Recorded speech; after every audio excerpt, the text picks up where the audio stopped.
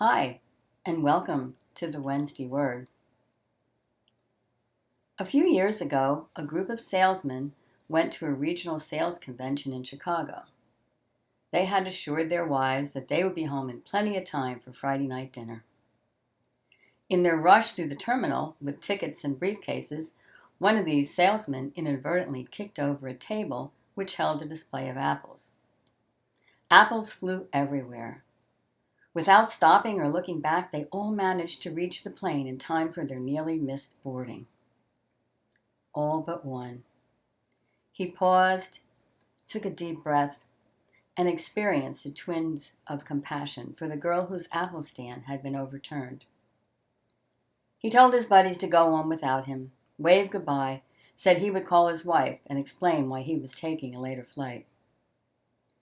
Then he returned to the terminal where the apples were all over the terminal floor, and he was glad he did. The 16-year-old girl was totally blind. She was softly crying, tears running down her cheeks in frustration, and at the same time helplessly groping for her spilled produce as the crowd swirled about her, no one stopping and no one to care for her plight. The salesman knelt on the floor with her, gathered up the apples, put them back on the table, and helped organize her display.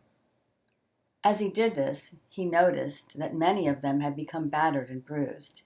These he set aside in another basket.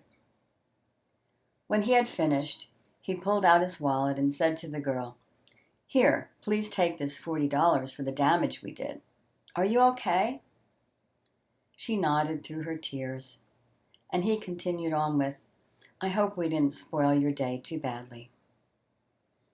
As the salesman started to walk away, the bewildered blind girl called out to him, "Mister." He paused and turned to look back into those blind eyes. She continued, "Are you Jesus?" He stopped in mid-stride, and he wondered. Then slowly he made his way to catch the later flight, with that question burning and bouncing about in his soul. Are you Jesus? Do people mistake you for Jesus? That's our destiny, isn't it? To be so much like Jesus that people can't tell the difference as we live and interact with a world that is blind to his love, grace, and his life. If we claim to know him, we should live, walk, and act as he would. Knowing him is more than simply quoting scripture and going to church. It is actually living the word as life unfolds day to day. You are the apple of his eye, even though we too have been bruised by a fall. He stopped what he was doing and picked you and me up on a hill called Calvary and paid in full for all our damaged fruit.